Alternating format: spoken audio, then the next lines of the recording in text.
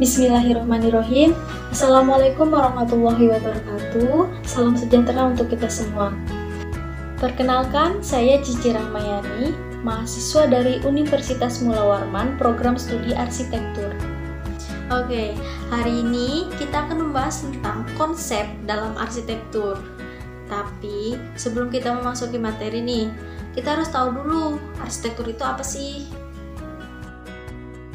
Arsitektur berasal dari bahasa Yunani, yaitu arsitekton. Terdiri dari dua kata, yaitu arsi dan tekton. Arsi artinya menjadi yang pertama atau yang mengatur. Tekton artinya pembangunan, yang secara harfiah berarti pembangunan utama atau yang pertama-tama dibangun. Definisi arsitektur sendiri bisa menjadi beragam, karena arsitektur adalah ilmu disiplin yang kompleks. Adapun menurut para ahli, ada bapak arsitektur dunia, yaitu Marcus Polio Vitruvius, dengan buku De Architectura, karangannya yang fenomenal. Menurut Marcus Polio Vitruvius ini, yang baik merupakan kesatuan dari kekokohan atau kekuatan, keindahan, dan kegunaan atau fungsi. Dan ada juga menurut Robert Goodman, yaitu arsitektur merupakan lingkungan buatan yang menjadi wahana ekspresi budaya untuk menata kehidupan, fisik, psikologi, dan sosial. Arsitektur berawal dari dinamika antara kebutuhan dan kondisi lingkungan yang kondusif. Arsitektur ini muncul bersamaan dengan peradaban manusia. Kenapa? Salah satu kebutuhan dasar manusia itu adalah tempat berlindung, yang kemudian menjelma menjadi sebuah hunian.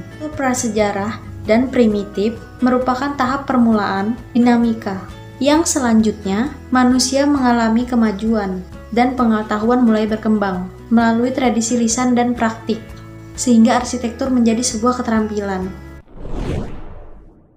5 jenis konsep dalam arsitektur. 1. Konsep analogi. 2. Konsep metafora. 3. Konsep hakikat. 4. Konsep programatik. 5. Konsep ideal atau cita-cita.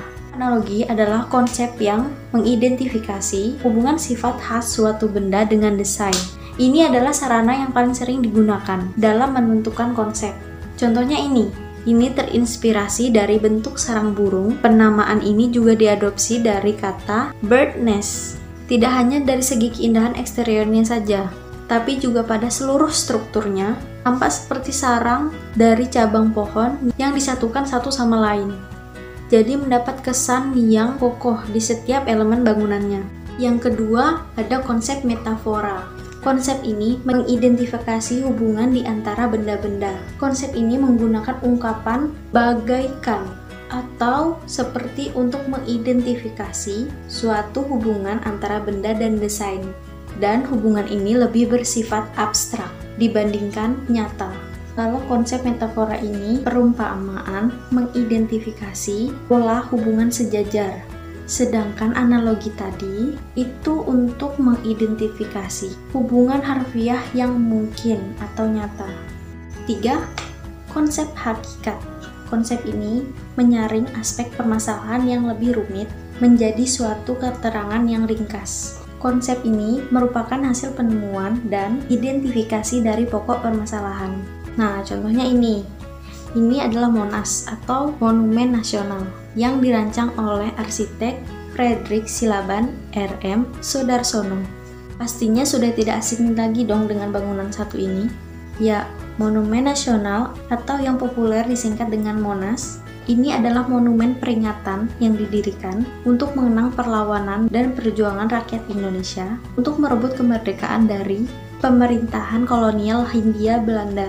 Bangunan monumen ini diharapkan dapat membangkitkan rasa nasionalisme dan patriotisme masyarakat Indonesia.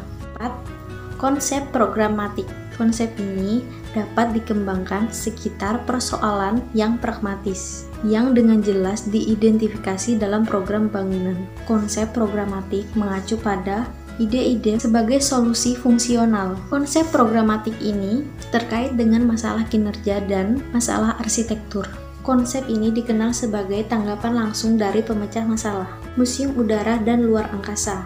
di Washington, DC yang dirancang oleh arsitek asal Amerika, Gyo Obata. Dalam kasus ini, Gyo Obata berhasil memecahkan permasalahan pada perancangan bangunan itu, terletak pada sirkulasi dan penyesuaian bagi pengunjung yang jumlahnya sangat banyak. Akhirnya, konsep yang dikembangkan sebagai alternatif adalah dengan mendesain sebuah jalan raya 2 tingkat yang menghubungkan serangkaian ruang pameran. 5. Konsep ideal dan cita-cita. Konsep ini berkaitan erat dengan pengetahuan dan pengalaman arsitek tentang perancangan yang diperoleh dari pembelajaran maupun pengalaman dalam merancang ataupun kasus proses yang berbeda-beda.